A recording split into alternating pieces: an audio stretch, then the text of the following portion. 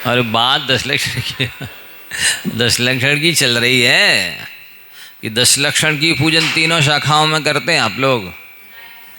नहीं करते। अच्छा, तो भाद्रपद में करते हैं। क्या बोलते हैं?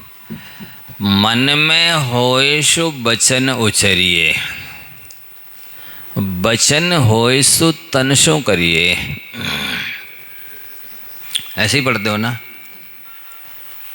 इसका अर्थ क्या लगाते हो कि जो मन में हो सो वचन से बोलना, और वचन में हो सो शरीर काय से कर देना। ठीक है? अरे पूजन में क्या पढ़ रहे हो? पूजन में तो यही पढ़ रहे हो ना कि मन में हो सो वचन से बोलना, और वचन से जो बोल दिया उसको काय से करना, तो आर्जव धर्म होगा। है? आप ही लोगों से प्रश्न कर रहे हैं, आप ही से उत्तर लेंगे हम, क्योंकि इतने साल हो गए 10 लक्षण मनाते हुए। किसी को 30, 40, 50, 60, 70 तक हो गए। अब तो उत्तर देना पड़ेगा ना हमारा। हैं? बिल्कुल, प्रवचन भी करते होंगे शायद कई लोग तो। मन में हो सो बचन उचरिए, वो बचन होए सो ऐसी करना है। तो फिर उस पुस्तक को काट दो, पूजन को। ऐसा नहीं करना है तो कैसी पूजन करना? फिर वैसा पढ़ना, मन में होए सो बचन ना उचरिए, मन में हो सो मन में रखिए। कैसी पूजन करना है बोलो? आर्जव धर्म कब होगा? सरलता कब आएगी, कब कहलाएगी? देखो, आपने बोला मन में हो सो बचन उचरिए, बचन होए सो तन सो करिए। करिए सरलते हो योग अपने, है ना? अब इसमें हमें कई प्रश्न उठ रहे हैं, इसका उत्तर हमें आप लोगों से चाहिए। पंडित जी वगैरह सब लोग सोच समझ के उत्तर दे देंगे हमको। थोड़ा हमारा समाधान है, ज्वलंत शंका है, आप लोग शीतल समाधान करेंगे। मन में हो सो बचन उचरिए बोलना आवश्यक है। तो हम ध्यान में बैठे, मन में तो हमारे चिंतन चल रहा है, वचन से हम नहीं बोल रहे, तो हमारे आर्जव धर्म नहीं कहलाया। मान लें ऐसा? बोलो, हम ध्यान में लीन हैं, चिंतन मनन कर रहे हैं, जो मन में आ रहा है उसको वचन से नहीं बोल रहे, और मान लो अभी प्रवचन हम कर रहे हैं, हम आपको बोलेंगे कि आपके 6 आवश्यक हैं, देव पूजा करो, और हम खुद कर नहीं रहे हैं। वचन से कह रहे और हम काय से खुद कर नहीं रहे, तो आर्जव धर्म नहीं कहलाया। नहीं, प्रश्न उठ रहे हैं, आपको उत्तर देना होगा। मन में हो सो वचन से बोलो, और वचन से जो बोला उसको कैसे करो, तब आर्जव धर्म होगा, सरलता कहलाएगी। एक तो ये 2-3 प्रश्न ही उठ गए कि हम जिस समय ध्यान में बैठे हैं और हमको मन में विकल्प चल रहे हैं, हम वचन से नहीं बोल रहे, तो उस समय हमारा आर्जव धर्म नहीं कहलाया। जो जो मन में आए वो सबको बोलो तो आर्जव धर्म होगा। बोलो, जो जो मन में आए उस सबको बोलो। हैं? नहीं, घर पहुंचो या नहीं पहुंचो, धर्म को तो समझो।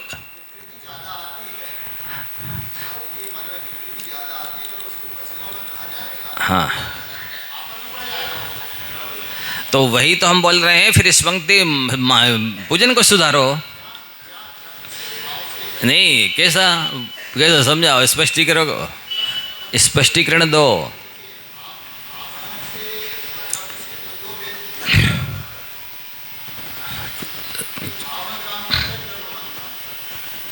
सुनते जाना आप इनकी पंडित जी की व्याख्या। अभी हम फिर प्रश्न करेंगे, बोलो आप तो, बोलो आप, शास्त्री सिद्धांताचार्य कोई भी। देखो नहीं नहीं, हम तो आपकी पंक्ति का अर्थ चाह रहे हैं। मेरा अपना क्या अभिप्राय, आप ही लोग पूजन करते हैं हर 10 लक्षण में, तो हम कहेंगे अब चलो, एक तो इधर समस्या आ रही है कि मुनिवराज ध्यान में बैठे हैं, विकल्प तो बहुत चल रहे हैं पर बोल नहीं रहे हैं, स्वार्थ धर्म नहीं कहलाया उनकी। भाव पूजा चलती है, पूजा की बात ही नहीं चल रही, यहाँ सरलता की आर्य धर्म की बात चल रही है कि आर्य धर्म किसके होगा, सरलता किसके मानी जाएगी, जिसके मन में जो आ रहा है उसको वचन से बोले, और जो वचन से बोला उसको काय से करे, तो आर्य धर्म होगा। ठीक है ना? है नहीं नहीं, तो वही तो हम कह रहे हैं कि सरलता कहाँ घटित हो रही है, मन में विचार चल रहे हैं, वचन से बोल नहीं रहे। हम उपदेश दे रहे हैं, वो चीज़ हम खुद कर नहीं रहे। आपको कह रहे दान दो, हम नहीं देते। आपको कह रहे पूजा करो, हम नहीं करते। हैं? श्रावक करेगा, मुनि महाराज का धर्म नहीं है। हैं? इस पंक्ति को घटाओ, हम नहीं जानते श्रावक का धर्म और मुनि का धर्म। और सुनो, और चर्चा नहीं, बहुत गंभीरता से चिंतन कर रहे हैं अपन, इस पर विचार कर रहे हैं, ये पंक्ति कैसे घटेगी।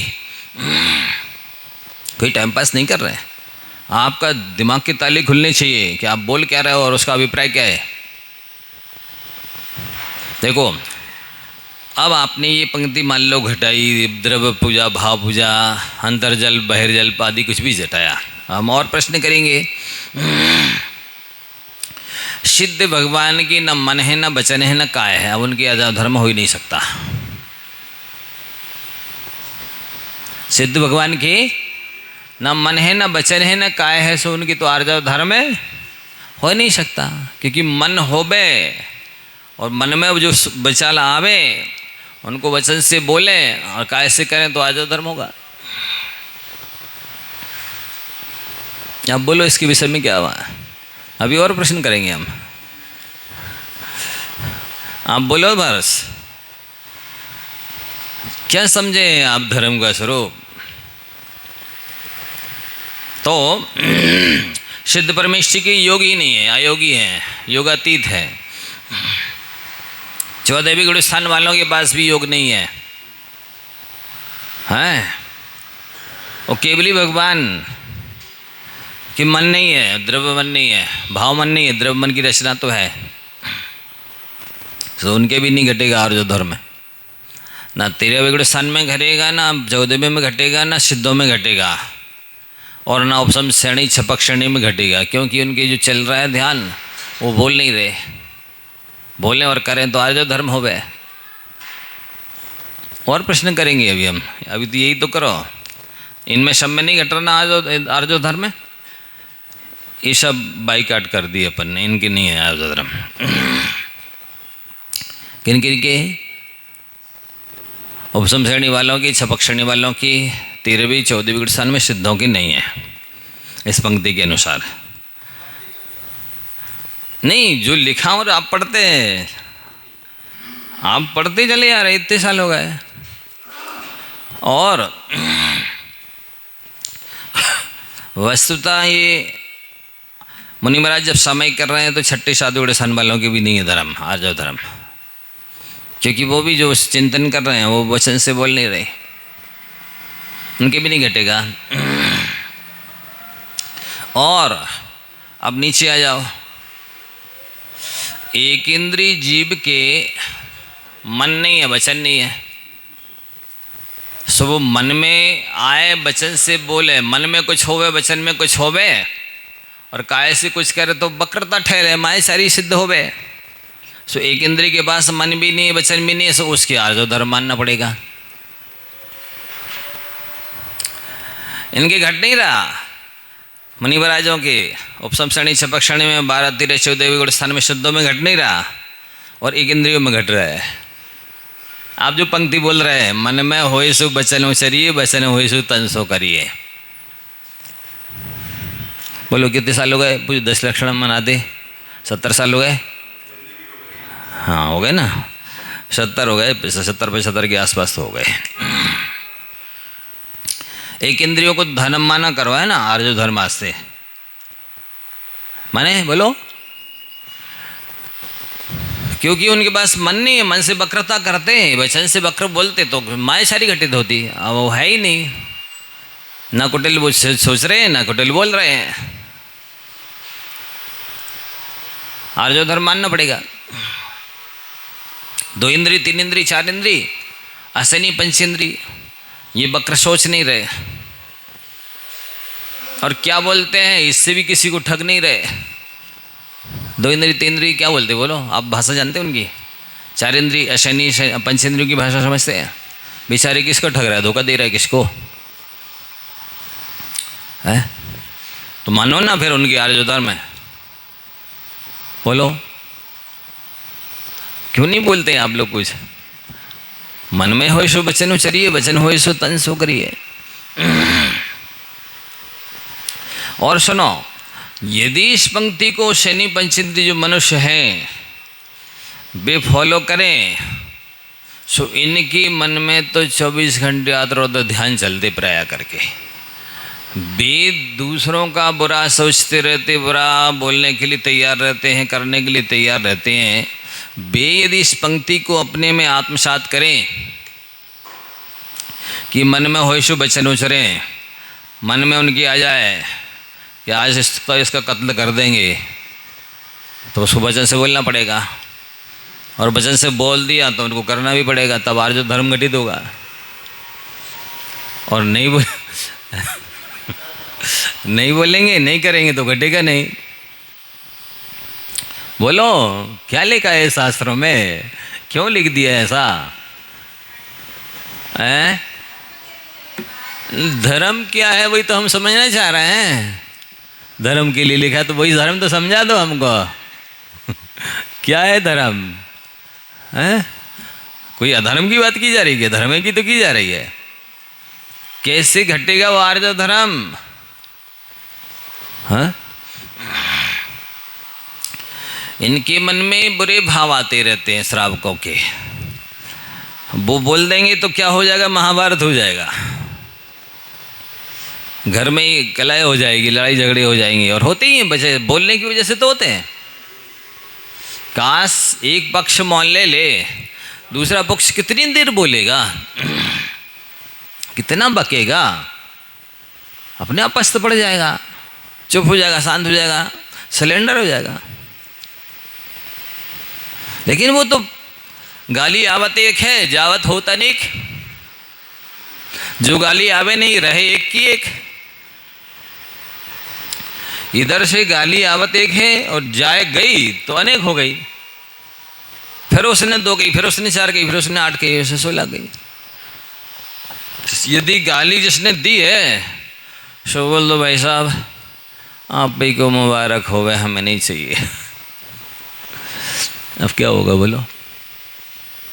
बेरंग चिट्ठी की तरह जिसने भेजी उसी के पास पहुंच जाएगी।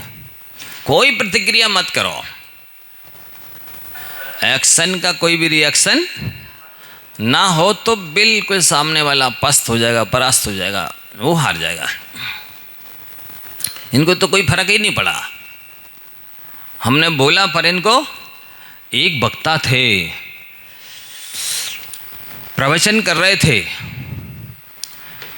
एक सज्जन खड़े हो गए, बोले शाम मुझे कुछ कहना है। बोलिए। बोले मैंने सुना है कि आपकी माता व्यभिचारिणी थी। शब्द सुन लिए। और वक्ता ने बिल्कुल सहज भाव से बिना कोई मतलब ताव में तैस में किसी तरह से उत्तेजना में ना आकर नहीं बता रहे क्या प्रतिक्रिया की। बोलते हैं भाई मेरी माँ तो स्वर्गस्थ हो गई है, अगर वो व्यभिचारिणी थी तो मैं प्रभु से प्रार्थना करता हूँ कि वो उसको क्षमा कर दे, और अगर आप झूठ बोल रहे हैं तो भी मैं प्रभु से प्रार्थना करता हूँ कि प्रभु आपको क्षमा कर दे। क्या नहीं आया समझ में? सोचो,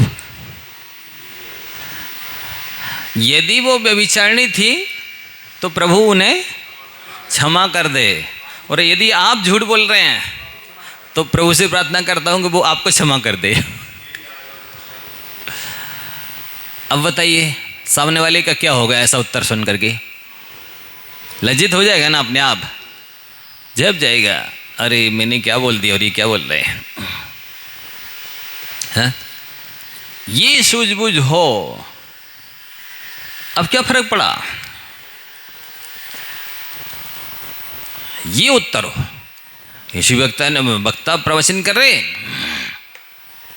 एक सज्जन बोलते हैं पंडित जी हमें आपके प्रवचन पर लघु शंका करनी है।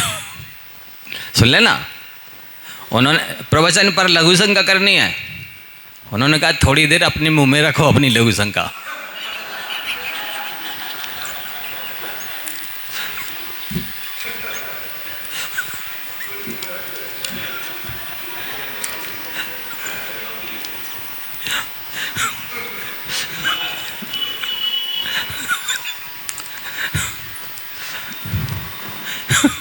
क्यों हंसी आ रही आप लोग को?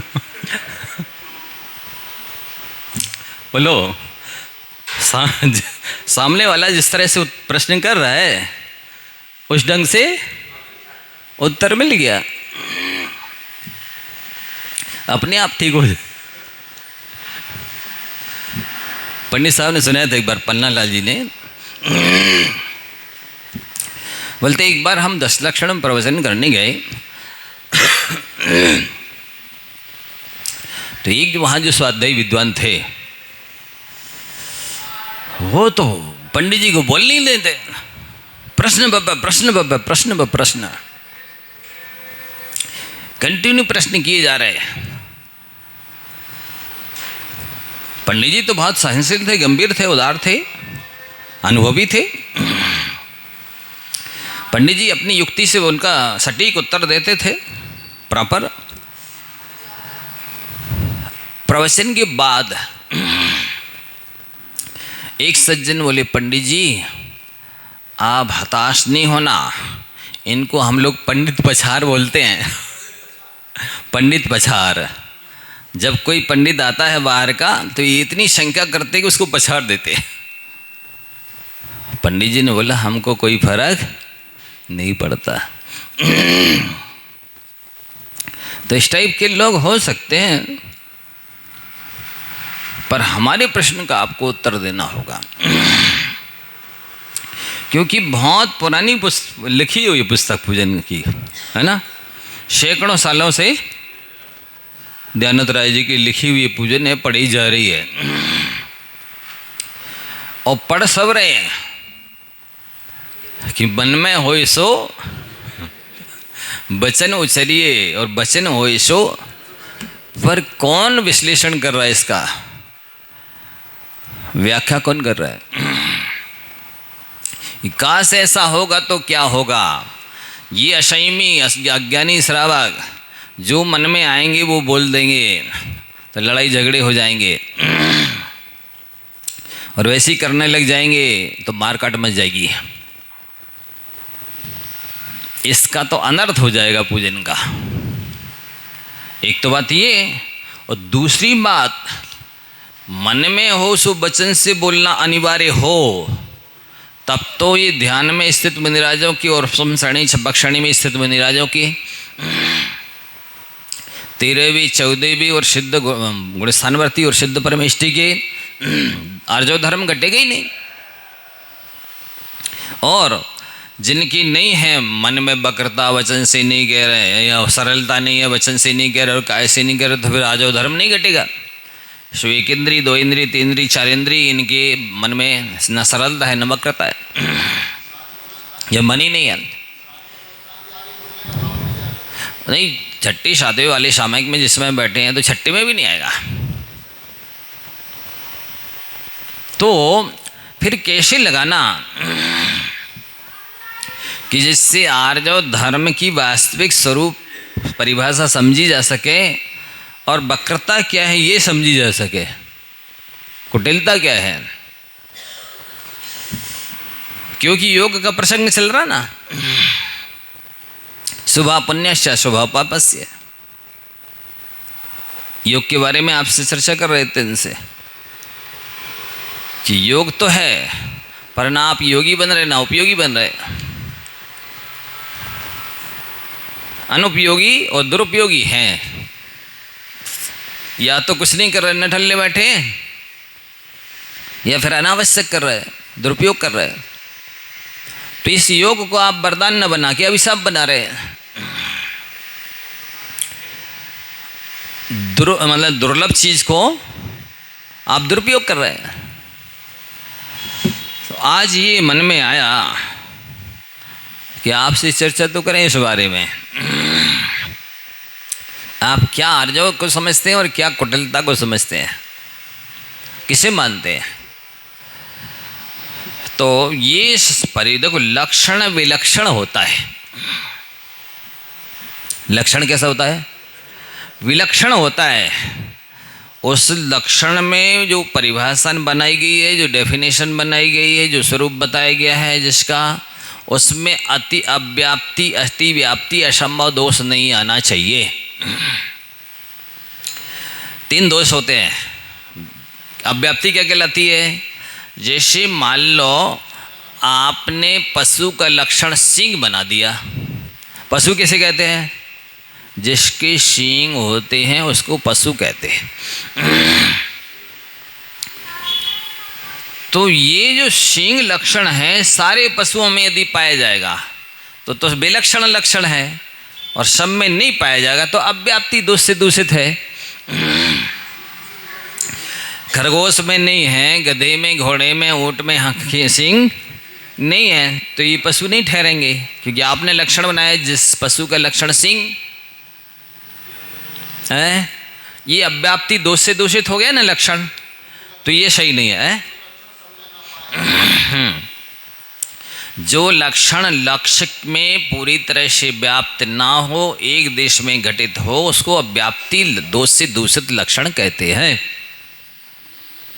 अब अति व्याप्ति क्या कहलाती है? कि जो लक्षण आप बना रहे हैं वो अन्य में भी चला जाए। जैसे गाय का लक्षण सींग, गाय का लक्षण सींग बनाते हैं तो गाय में तो पाया ही जाता है, भैंस में भी पाया जाता है, बकरी में भी पाया जाता है। तो गाय का बनाया जा रहा है, अब वो अति हो गई, बाहर भी चला गया।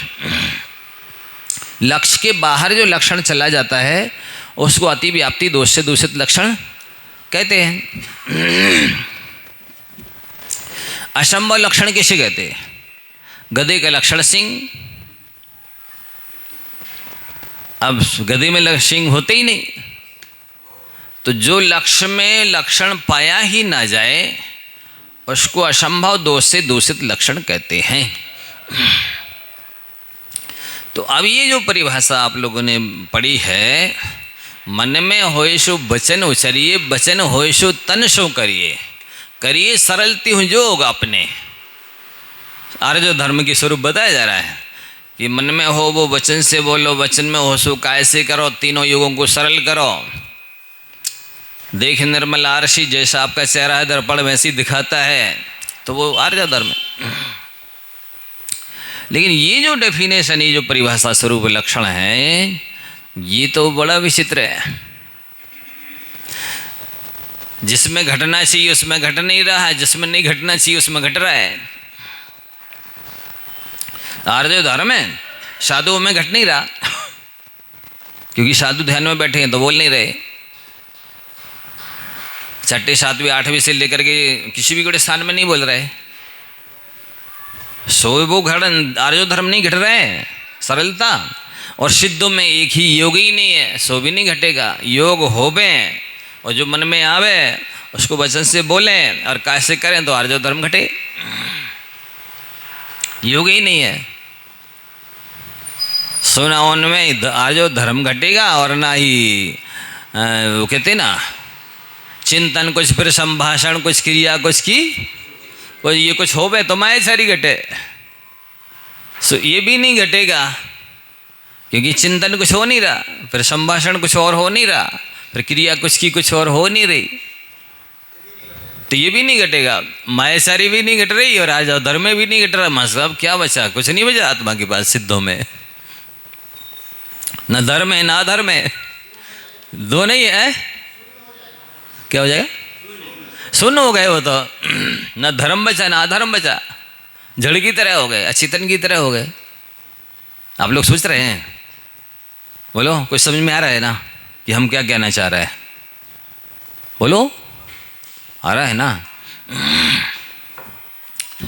तो इनमें घट नहीं रहा और एक इंद्रियानी में घट रहा, क्योंकि उनकी तीनों में विषमता नहीं है ही नहीं। और तीसरी बात, यदि ऐसी परिभाषा घटाते हैं कि मन में जो हो वचन से बोलो, सो ये ग्रस्त जो बोला मन के मन में है वो बोलेंगे तो युद्ध हो जाएगा, लड़ाई झगड़े हो जाएंगे, कलह क्लेश हो जाएंगे, बोल देंगे और करने लग जाएंगे तो क्या हो जाएगा? ये मध्य लोग नरक बन जाएगा। हो जाएगा ना? ये आप लोग विचार नहीं कर रहे, बताओ इतने सालों से। कि क्या खोना चाह रहे हो और क्या पाना चाह रहे हो? मनस्सन्यत वचस्सन्यत कर्मण अन्यद्धि पापिनाम, मनस्सेकम वचस्सेकम कर्मण एकम ही महात्मनाम। जिसके मन में कुछ होता है, वचन से कुछ बोलता है और काय से कुछ करता है, वो पापी है। जिसके मन वचन काय में एक रूपता है, वो धर्मात्मा है, पुण्यात्मा है। ये परिभाषा भी लिखी हुआ, लिखने वाले ने लिख दी है, पढ़ने वाले समझ नहीं रहे, ना कोई पढ़ाने वाला समझा रहा, प्रवचन सब कर रहे और सुन रहे। न शंका करने वाला शंका कर रहा, न समाधान देने वाला समाधान दे रहा है शंका उठा के। तो देखो, ये जो पंक्ति लिखी है वो परम दयालु जो करुणावान संत साधक हैं, जिनके मन में सदैव स्वपर कल्याण के विचार चलते रहते हैं, उनकी दृष्टि से लिखा गया है कि मन में हो सो वचन उचरिए। जैसे आचार्य महाराज के मन में चिंतन में जो आता था, उस श्रावकों को बोलते थे, देखो भाई ये आयुर्वेद पूर्ण आयु बनाओ, कि ये इस तरह प्रतिभा स्थली बनाओ, कि इस तरह से हथकरघा चलाओ, कि इस तरह से लोगों को मन में आया, तभी तो वचन से बोला। और वचन से बोला और काय से करवाया, आशीर्वाद दिया, तो ये दिख रहा आज है, तो भला हो रहा ना जनता का। मन में हो सब वचन उचरिए। इतने स्कूल हैं, विद्यालय हैं, या कोई भी भाग्योदय पूर्णायु हत का जो भी है, ये मन में आया, वचन से बोला, काय से आशीर्वाद दिया, प्रेरणा दी, उपदेश दिया, तभी तो ये हुआ ना प्रभाव ना। ऐसे संतों की दृष्टि से वो लिखा गया। आप लोगों की दृष्टि से कैसा लिखना है, कैसा लगाना? मन में हो सो मन में रखिए, वचन होए तन सो ना करिए। क्या? मन में हो सो मन में रखिए, आप बोल मत दीजिए। नहीं आ गया तो आप बोले ही दे, आश्रम बंद तो हो ही गया। नहीं, मन जाए तो जान दे, तू मत जाए शरीर, उतरी धरी कमान तो कहाँ करेगा तीर। मन चला गया है विषय कषाय में तो चले जान दो। मन से किए गए पाप का प्रक्षालन मन से पश्चाताप कर लोगे तो हो भी सकता है। वचन से कह दोगे तो फिर वचन से क्षमा मांगो, और काय से कर दोगे तो काय से तपस्या करो, तब वो कर्म नष्ट होगा। तो मन जाए तो जान दे, तू मत जाए शरीर। शरीर तुम बैठे रहो, ऐसा ना सोचो कि नहीं मन यो मनुष्याणाम कारणम बंध मोक्ष्यो, मन ही मनुष्य के बंध और मोक्ष कारण है। हमारे मन में तो आ ही गया भाव, कर ही लो, कर्मंद हो ही गया, अब चूक और कर्मंद भी हो गया और हम उस पाप करने से भी चूक गए, तो ऐसा क्यों कर बोलो, ऐसा नहीं करना। मन में आ भी जाए तो तुरंत निंदा कर आलोचना प्रत्याख्यान प्रतिक्रमण कर लेना। मन में हो सो मन में रखिए, और वचन होए तन सो ना करिए। यदि वचन से बोल भी दो हम तेरी जान ले लेंगे तो ले मत लेना, नहीं समझे, उसका प्रायश्चित कर लेना, क्षमा मांग लेना। वचन होए तन सो ना करिए। लोक व्यवहार और आध्यात्मिक जगत ऐसा है, 36 का आंकड़ा है इसमें। देखो, आप मन से कितने पाप करो, आपको न्यायपालिका कोई सजा नहीं देगी, देगी? और वचन से कुछ बोल दिया है तो उसकी कुछ सजा मिलेगी, कुछ मिलेगी, और काय से कर दोगे तो पूरी मिलेगी, रहना पड़ेगा ना जेल में। और सुनो, और अध्यात्म जगत इससे उल्टा है, शरीर से जीव मर भी जाए तो भी कर्मंद हो भी सकता है और नहीं भी हो सकता है। और चाले अम्मी पाए इरिया समिदस निगमठाए आवादिज कलो कुलिंगो मरेज तज्जोग मासिज नहीं तस् तन्निमित्तो बंधु सोमो भी देश दो शमीय मुच्छा परिग्रहोत्ती अजप पमाड़ी दो बड़ी दो। कुंद कुंद देव प्रवचन सार में लिखते हैं, कोई ईर्या समिति से चलने वाले मुनिराज जैसे ही वो 4 हाथ जमीन देख के चल रहे हैं, उन्होंने चलने के लिए पैर उठाया, वैसे ही उड़कर चलने वाला या उचक कर चलने वाला कि वो जीव आके उसे उनके पैर के नीचे दब के मर गया। चने के बराबर मेंढक पंचम गुण स्थानवर्ती हो सकता है, वो मर गया है। हाँ, चने के बराबर मेंढक पंचम गुण स्थानवर्ती हो सकता है, और वो मर गया मुनि महाराज के पाँव के नीचे दब के। बोलो कितना प्रायश्चित लेना पड़ेगा? नहीं तस् तन्निमित्तु बंधो सोमो भी देश दो समय। शास्त्र में उस हिंसा से के निमित्त से उन मुनिराज को जरा भी कर्म बंध नहीं होगा, जरा भी। क्योंकि जैसे अध्यात्म में कहा गया है कि परिग्रह, ये आडंबर का नाम परिग्रह नहीं है। कोठी बंगला महल मकान गाड़ी घोड़ा का नाम परिग्रह नहीं है। मुच्छा परिग्रह होती है अजप पमाड़ दो भर दो। आपके अंदर जितनी मूर्छा है, जितनी आसक्ति है, जितनी लोभ कषाय है, जितनी गृद्धता है, उसके प्रति जितना ममत्व है, अपनापन है, उतना परिग्रह है। तो ठीक है कहना महाराज जी, हम कह देंगे हमें नहीं है ममत्व, हम तो रहिए रहे घर में, मकान पे बैठे जाते मोड़ा को भोजन कराने के लिए, हमें राग नहीं है। ऐसे कहने तो दो पहले इनको, फिर कहेंगे बाद में। नहीं, कहने दो पहले इनको कि हमें ममत्व नहीं है, हम तो रहिए रहे, हम तो अपनी साधना करते, धर्म ध्यान करते अपना। ये कहें पहले, फिर हम देखेंगे, फिर हम कहेंगे जाओ पवन जी इनकी घर में से उठा लाइए जो चीज़ अच्छी लगे तुम्हें, और जी कुछ बोले तो फिर हमें बताना है। नहीं नहीं, पता चल जाएगा ना फिर वो है कि नहीं है,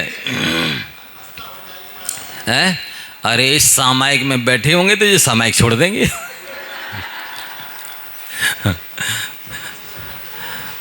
गुड़ की भेली कुत्ता खाए और कुत्ता भगाएं तो सामायिक जाए, न भगाएं तो भेली जाए हैं? ये सामायिक में चिंतन हो रहा। अब आप बताइए क्या होगा इससे? कर्म का बंध हो रहा कि नहीं? लोग अपने को ठग रहे हैं। क्यों? क्योंकि वे स्वयं की दृष्टि में ईमानदार नहीं बनते हैं, दूसरों को ईमानदारी का परिचय देते हैं, आइडेंटिटी कार्ड रखते हैं श्रावक श्रेष्ठी का, धर्म श्रेष्ठी, धर्मात्मा, दयालु, परोपकारी। इनको इतने साल हो गए पूजा करते, स्वाध्याय करते, इतने नियम संयम पालते, इनने इतनी वंदना कर ली, इतना दान दे दिया, इन सब का बायोडाटा दिखाते हैं। मरने के बाद तो जो नफरत करते हैं बेबी किक छोड़ देते हैं जीते जी कुछ संवेदना जताओ तब तो जाने। तो समझ रहे आप योगों की, जो योगन की चपलाई ताते हैं आश्रव। आश्रव भाई, आश्रव दुख कार घनेरे। आश्रव कैसे अत्यधिक दुखदायी है, बुद्धिवंत तिन्हें निर्वीरे। बुद्धिमान वही है जो आश्रव और बंध से बच जाए। नहीं साहब, महाराज जी मेरे बेटे ने LLB कर ली, इसने BSc MSc कर लिया, अब ये फलाने पद पर पहुंच गया है, हम सुनते रहते हैं। तुम्हारी पंडिती आई तुमको नरक ले जाएगी बेटा। क्या तुम इतने पढ़े लिख गए हो ना, इसका फल ये मिलने वाला है आपको, अधोगति। क्योंकि आपने जो कला सीखी है ना, वो लूटने पाटने की कला सीखी है। कैसे ठगना है, कैसे दूसरे की जमीन जायदाद को अपने हिस्से में करना है। हाँ, यही तो है आर्ट, कला। कैसे करना, इसको बोलते हैं। ये अब नाम परिष्कृत हो गए हैं उनके, क्या बोलते हैं, ये CA बन गए। अब इनको मुनीम नहीं कहेंगे, क्योंकि ये हिंदी हो गई, ये देहाती शब्द हो गया। उच्च कोटि के नहीं कहेंगे नहीं, लेकिन अब वो CA कहलाते हैं। अब वे CA नाम से जाने जाते हैं, पर हैं वे क्या, मुनीम ही है ना। वस्तुतः ब्याह जगाती चौधरी और चतेवर कब्ब, इनको पहले नरक है और इनको जब कब्ब। ब्याह जगाती चौधरी और चतेवर कब्ब, चित्रकार चतेवर, चतेवर व्याख्या करेंगे ना। और चतेवर कब्ब, इनको पहले नरक है और इनको जब कब्ब। ब्याह उनको बोलते थे जो गेहूं नापते थे या मंडी में, आप मालिक हैं, ये बेचने वाले, आप खरीदने वाले, और ये जो हैं वे नापने वाले हैं। सो ये क्या करेंगे, हाथ डांडी मारेंगे, वो कुछ का कुछ नापेंगे, उल्टा सीधा कम ज़्यादा हाथ लगा लगा, वो ब्याह कहलाते थे। इसलिए मैं परिभाषा बनाए दे रहा हूँ कि भाई तब किस पे घटाना है, कौन ब्याह कहलाता है। वही तो कह रहे हैं, बात नहीं है, पर वो चला आया पहले से, पूर्वज करते होंगे, पर काम ये है, जो ये काम करता वो ब्याह कहलाता है। कम ज़्यादा, ज़्यादा लेना कम देना, तो अब वो उसमें से कुछ उसे मिल जाएगा। लेने वाला दूसरा है, देने वाला दूसरा है, ये तो नापने तोलने वाले हैं खाली। तो उसमें ये डांडी मार रहे हैं, तो कुछ तो मालिक को देना पड़ेगा, कुछ इनको मिल जाएगा। मान लो 5 किलो इन्हें ज़्यादा नाप लिया, तोल लिया, तो इनको 1-2 किलो इनको मिल जाएगा, बाकी मालिक ले लेगा। पर 5 ही किलो का किसको लग रहा, ब्याह को नापने वाले को। ब्याह जगाती, ये भी इसी टाइप के काम करने वाले लोग होते हैं कि आए जाए धनी को 5 पैसे से काम मिलते ही तो इनको वही तनख्वाह ही है, बाकी ये बदमाशी बेईमानी करके मालिक को देते रहते हैं, कुछ इन्हें मिल जाता है। तो ऐसे लोग नरक पे ले जाते हैं। जगाती चौधरी, ये भी इसी टाइप के काम करने वाले हैं, पटवारी हैं या इस टाइप के क्या बोलते हैं इनको, दलाल हैं, ब्याह दलाल यही सब कहलाते हैं जगाती चौधरी। और चतेवर माने चित्रकार, अनेक तरह के महिलाओं के चित्र बना दिए, किसी के चित्र बना दिए, अब दूसरे लोग देख देख भाव खराब कर रहे हैं उसको, पाप किसे लगेगा? चित्रकार को। नरक में कौन जाना पहले? और कवि होते हैं उल्टी सीधी श्रृंगार की कथन लिख दिए काव्य, अब उनको पढ़ के लोग भाव खराब कर रहे हैं, विषय कषाय की उदीर्ण कर रहे हैं, लिखने वाले को नरक पहले। तो व्याह जगाती चौधरी और सतेवर कब्ब, इनको पहले नरक है, और इनको जब कब्ब, दूसरे जब कभी जाएंगे ये पहले जाएंगे। इनके निमित्त से हो रहा है। इस टाइप के काम आज बहुत कर रहे हैं। आप देखो ना, इतनी तरह की पिंजड़ी बना दिए, कत्ल खाने बना दिए, मशीनें बना दी, जिसमें बहुत ज़्यादा आराम में परिग्रह विषय कषाय होने लगे, मतलब बहुत क्वांटिटी में क्वालिटी में। तो ये बनाने वालों के नरक जाना है सीधा। एक साथ हजारों लाखों पशु कट जाएं, सुअर है, मुर्गी हैं, एक साथ हजारों लाखों विषय कषाय में प्रवृत्त हो जाएं, करोड़ों अरबों, अब तो हजारों लाखों क्या, ऐसे ही मोबाइल वगैरह बना दिए, जैसे गंदी फिल्में देख रहे लड़के लड़कियाँ, 60-70 साल के लड़के लोग भी देखकर अपनी वासना की उदीर्णा कर रहे हैं, विषय कषाय। और कितने लोग व्यसन कर रहे हैं, जुआ, करोड़ों रुपये हार गए मोबाइल से। सारे व्यसन, सारे पाप, सारी कषाय, सारे पंचेंद्रिय की विषय सब की उदीर्णा हो रही। किसको मिलेगा इसका फल? बनाने वाले को। वो जो खेल है वो तो जाएंगे ही, उनकी विषय कषाय जैसे हो रहा है उसके अनुसार, लेकिन वो सबसे ज़्यादा सबका छठा हिस्सा तो उसके खाते में जा रहा है ना, पाप का। 2 नंबर के काम हैं जितने भी मिक्सिंग के, महंगी चीज़ में सस्ती चीज़ मिला करके प्राय 99% चीज़ें ऐसी बिक्री, फर्जी दवाइयाँ हों तो अब तुम मरो चाहे जियो, स्वस्थ हो या बीमार हो, हमें कोई मतलब नहीं। 5000 प्रकार की दवाइयाँ बिक रही हैं, उसमें से 4500 प्रकार की दवाइयाँ कोई काम की नहीं है, रिएक्शन करती हैं। मात्र 500 दवाइयाँ रोग को दबाती हैं, जड़ से ख़त्म तो भी नहीं करती, पर पूरी 5000 प्रकार की दवाइयाँ बिक रही, खवाई खाई जा रही। उनका कमीशन बना है, आपको सिरप की आवश्यकता है कि नहीं, उन्हें तो लिख दिया, जाओ कमीशन है इसलिए वो तो लिखेंगे, आपको आवश्यकता नहीं है फिर भी लिख देंगे। हाँ बिल्कुल। ये गर्भपात की दवाइयाँ जो 500-600 रुपये में आती, 6-6 हज़ार 12-12 हज़ार में बिकती हैं, क्योंकि उनको तो अब जरूरत है, वे तो ले गई जैसे में जितने में दोगे। इस टाइप के हो रहा है काम। तो ये आपको बहुत आवश्यक है, ये योग का विषय चल रहा है कि योग का दुरुपयोग कितना है। मन वचन काय जो मिले थे आपको योगी बनने के लिए, कि उपयोगी बनने के लिए मिले थे, और आप क्या कर रहे हैं, इसका कितना दुरुपयोग कर रहे हैं।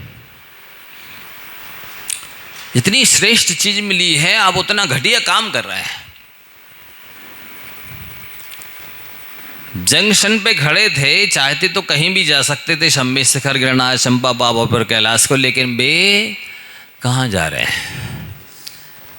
चौराहे पर, जंक्शन पर चाहे चारों दिशाओं के लिए ट्रेनें हैं, गाड़ी है, इसी तरह आप चौराहे पे खड़े हैं, यहाँ से किसी भी आयु योनि की आयु का बंद कर सकते हैं आप। इतनी योग्यता है, इतनी स्वतंत्रता है। आज आप उस योग्यता का और स्वतंत्रता का कितना दुरुपयोग कर रहे हो, देख लो। काली मुड़ का आदमी ये कितने, मतलब कहना चाहिए, जो मूक हैं, असहाय हैं, दीनहीन प्राणी हैं, एक इंद्रिय से लेकर पंच इंद्रिय तक के, कितने जुल्म ढा रहा है उन पर, कितने अत्याचार हो रहे हैं, कितनी तरह से पीड़ित उत्पीड़ित प्रताड़ित कर रहा है। इसके निमित्त से हो रहा है, ये नहीं कर रहा तो। ये फास्ट फूड इत्यादि खा रहे हैं, कैसे बन रहे, जाके देखिए जरा, इनका बायोडाटा देखिए, सब खाया जा रहा है।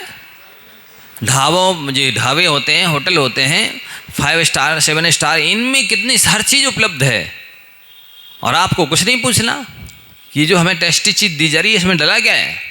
पूछेंगे तो खा नहीं पाएंगे, उसमें मलमूत्र से लेकर के सब कुछ डला है।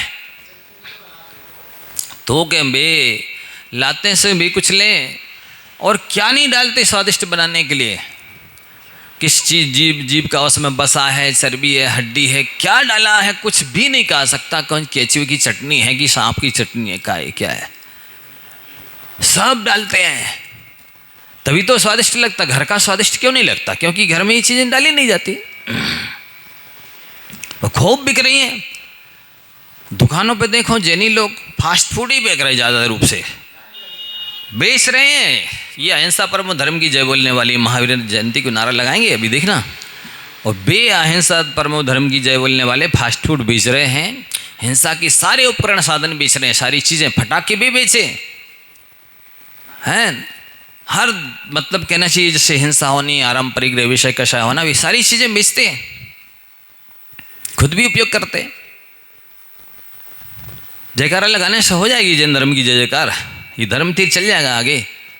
बोलिए, ये महिलाएं कितनी तरह की मेकअप का सामान, ये साड़ियाँ हैं, ये वस्त्राभूषण हैं, इनमें कितनी तरह की चीज़ें माने जीवों के अवशेष इसमें लगाए जाते हैं।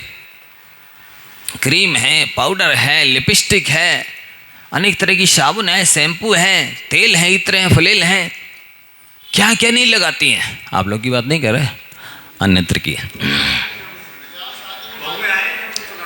वही तो कह रहे हैं, जिनको सुनाने की जरूरत है भी आते नहीं, और ये सुना दे तो अच्छा है। तो अब क्या करें, हम घर भी जाएंगे तो नहीं सुनेंगे वे।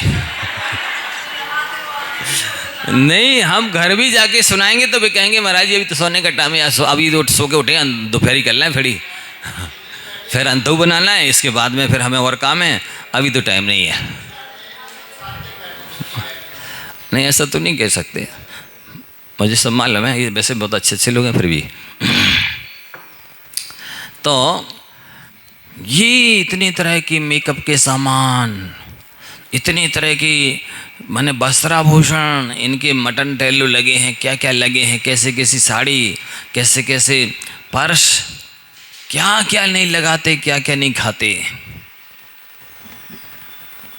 कितना हिंसा का समर्थन हो रहा, आपके लिए कत्ल खाने चल रहे हैं, और 36,000 और 40,000 कत्ल खाने चल रहे, जो बाहर ही नहीं जा रहा, सब यहाँ उपयोग ज़्यादा होने लगा। कभी सोचा विचार किया, कोई चीज़ खरीद रहे हो, देख तो लें इसमें क्या डला है, इसका बायोडाटा क्या है, फार्मूला क्या है, क्या क्या चीज़ें डली हैं, और रिएक्शन हो रहे, सफ़ेद दाग हो रहे हैं, दांत खाज खुजली हो रहे, शेवा हो रहे, गुप्त रोग हो रहे, वो रिएक्शन करती हैं वो सारी चीज़ें। कई बीमारियां इनको घेर रही हैं उसी की वजह से। ये पता नहीं लगाते हैं कि जो हम खा रहे हैं, पहन रहे हैं, उड़ रहे हैं, उपयोग कर रहे हैं, चाहे वो मन कहने से कोलगेट होवे, चाहे आँखों में लगाने डालने वाले होवें, कान में डालने लगाने वाले होवें, कितनी तरह की चीज़ें हैं, सब में उस कत्ल खानों में जो तैयार हो रहा है वो इसमें डाला जाता है। इनको बिल्कुल एकदम चमचमाता शरीर चाहिए, एकदम दिखें गोरे नारे टमाटर जैसे। ये पता ही नहीं है कि 2, 5, 10 साल में खारक तो ही जाना है। ये टमाटर को खारक तो हो ही जाना है, कितनी कुछ कर लेना, कुछ भी खिला देना, भले अभी अंगूर दिख रहा है लेकिन किसमिस तो बनी जानी वो है। बिल्कुल। तो इस बात पर विचार करना है कि ये जो लिखा है शास्त्रों में, उसको किस अपेक्षा से लिखा गया है, किसके लिए लिखा गया है, कैसे हमें लगाना अपने जीवन में, कैसे घटित करना है, हम कैसे पाप से बचेंगे, कुछ विचार ही नहीं करते। स्वाहा स्वाहा, क्योंकि वो दशक पूजन करनी पड़ती ना, 10 लक्षण की, पंचमेरु की, 16 कारण की, और वो रविवार व्रत की पता नहीं कौन कौन सब करनी पड़ती है। सो बिल्कुल कुछ भी लिखा हो, क्या पढ़ रहे हैं, क्या घटित होगा, कोई मतलब नहीं। बोलो, आज तक विचार किया? इतने साल हो गए आप लोगों को 10 लक्षण की पूजन करते हुए। तो तो मन में होए सो मन में रखिए, वचन होए तन सो ना करिए, ऐसा अपने लिए पढ़ना लगाना। और जो बीतरागी, परोपकारी, परम दयालु, जिन शासन के प्रभावक, प्राणी मात्र का कल्याण चाहने वाले जीव, उनके लिए लगाना है कि मन में होए सो वचन उचरिए, वचन होए सो करिए सरल तिहु योग अपने। वस्तुतः आत्मा की जो वक्र परिणति है उसका नाम कुटिलता है, मायाचारी है, उसकी चाहे योग होवे चाहे नहीं होवे। और आत्मा की जो सरल परिणति है उसका नाम है आर्य धर्म, भी चाहे सामयिक में बैठे हो में, चाहे योगातीत होवे, चाहे कोई भी होवे। जब ये परिभाषा लगाओगे तो सब में घट जाएगी, ये लक्षण विलक्षण होगा। जय वाणी के ज्ञान ते।